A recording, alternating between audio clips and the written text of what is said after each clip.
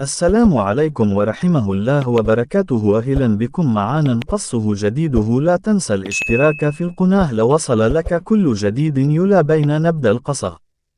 القائمة: قصة ريا وسكينة وملف الجريمة كاملة. مكتبة القصص العالمية. الإسكندرية في مطلع القرن العشرين لم تكن كما يعرفها الناس اليوم. كان قسم كبير منها يغص بالأحياء القديمة والمنازل المتهالكة التي كان يتقاسم غرفها عدة مستأجرين في آن واحد، فالبناء العمودي ونظام الشقق لم يكن منتشرا آنذاك كما هو الحال الآن، وكانت الشقيقتان ريا وسكينة تعيشان في أحد تلك الأحياء القديمة والفقيرة الذي كان يدعى بحي اللبني. وفي عام 1920 بدأت ترد إلى قسم شرطة اللبان بلاغات من بعض الأهالي حول اختفاء نسوة من أقاربهم بشكل غامض. الطريف في الأمر أن بعض ذوي النساء المفقودات ذكروا اسم سكينة ضمن إفاداتهم على إنها كانت آخر شخص تمت مشاهدته مع بعض المفقودات قبل اختفائهن. والأطرف من ذلك هو أن بعض جرائم القتل حدثت في أماكن لا تبعد عن قسم الشرطة سوى أمتار معدودة.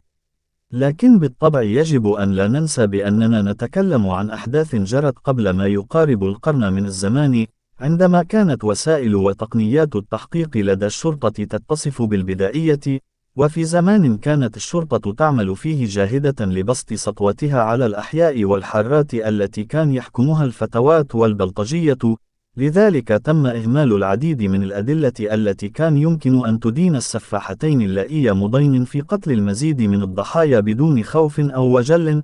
ومع ازدياد عدد ضحاياهن، تزايد أيضا وانتشر الرعب والهلع في المدينة انتشار النار في الهشيم، وصارت النساء تتحاشى مغادرة منازلهن إلا عند الاضطرار، وذلك بسبب خوفهن من عصابات الخطف.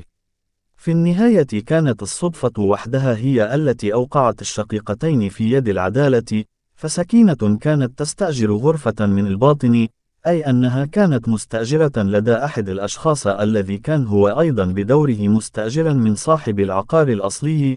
ويبدو أن العلاقة بين المستأجر والمؤجر لم تكن على ما يرام، فوصلت خلافاتهما إلى أقسام الشرطة والمحاكم.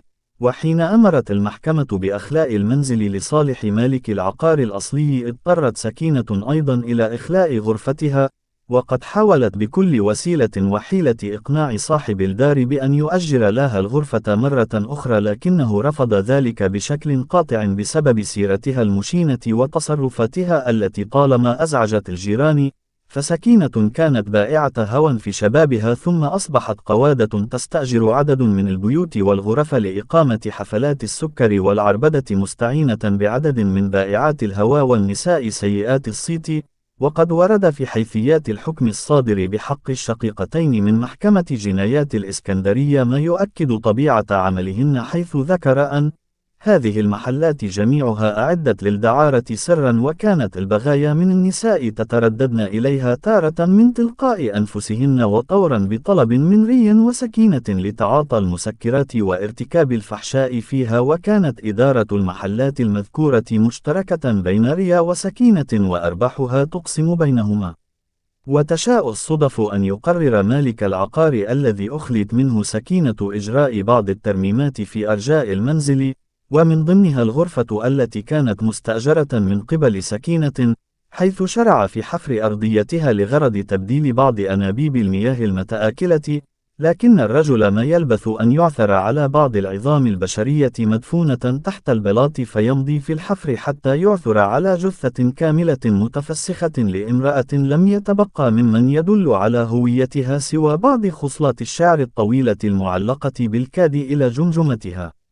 يهرع الرجل إلى قسم الشرطة مصطحبا إياهم إلى داره لمعاينة الجثة، فيقرر هؤلاء الاستمرار في حفر أرضية الغرفة على أمل العثور على المزيد من الجثث.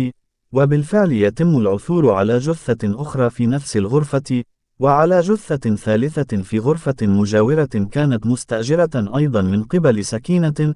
ثم تبدأ الشرطة في البحث في المنازل والأماكن التي كانت سكينة تتردد عليها، فتعثر على جثة رابعة في منزل آخر كانت سكينة تستأجر إحدى غرفه أيضا. ويؤدي اكتشاف الجثث إلى أن ترتاب الشرطة أيضا في ريا شقيقة سكينة وتبدأ في مراقبتها.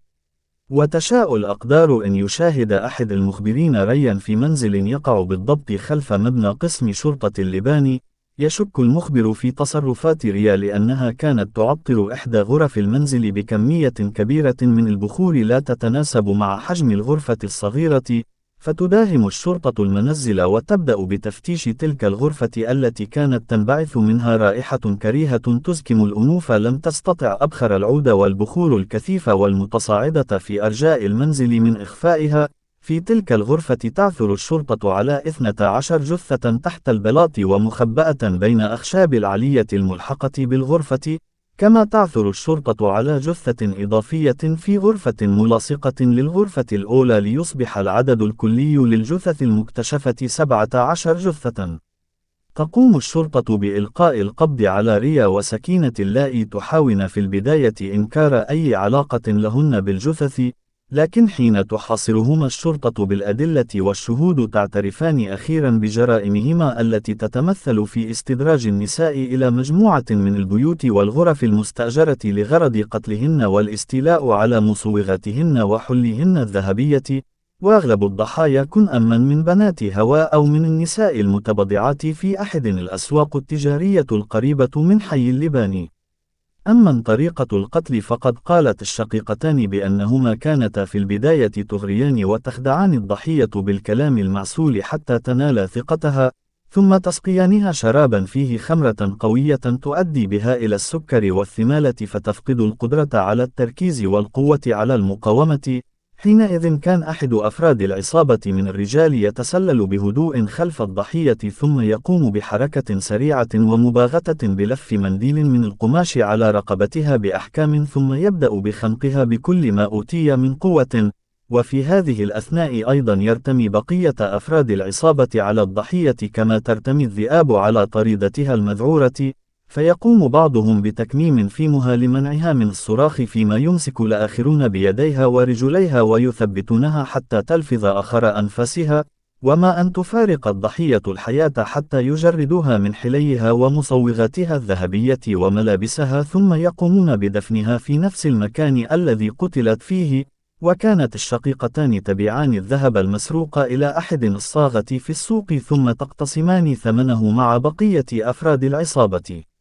المجرمون الرئيسيون في جرائم القتل كانوا كل من ريا وزوجها حسب الله، وسكينة وزوجها محمد عبد العال، وشخصين أخريين باسم عرابي وعبد الرزاق. وقد قضت محكمة جنايات الإسكندرية بإعدامهم جميعا وتم تنفيذ الحكم فيهم بتاريخ 21 إلى 22 كانون الأول ديسمبر عام 1921. كما شمل الحكم سجن الصائغ الذي كان يشتري الذهب المسروق من الشقيقتين لمدة 5 أعوام، في حين برئت المحكمة 3 أشخاص أخرين كانوا على علاقة بالمجرمين وتم إخلاء سبيلهم. مع إعدام الشقيقات السفاحات تم طوي صفحة جرائمهن البشعة إلى الأبد، لكن الرعب والإثارة التي سببتها تلك الجرائم استمرت حتى اليوم، ولا زال الناس في حي اللبان في الإسكندرية يتذكرون قصة ريا وسكينة ويحدثون الزائرين عنها كأنها حدثت بالأمس. أما قسم شرطة اللبان نفسه فقد تحول اليوم إلى ما يشبه المتحف، حيث يضم بين جدرانه بعض متعلقات القضية كأوراق التحقيق وحكم المحكمة وصور قديمة للشقيقتين مع صور بعض ضحاياهن.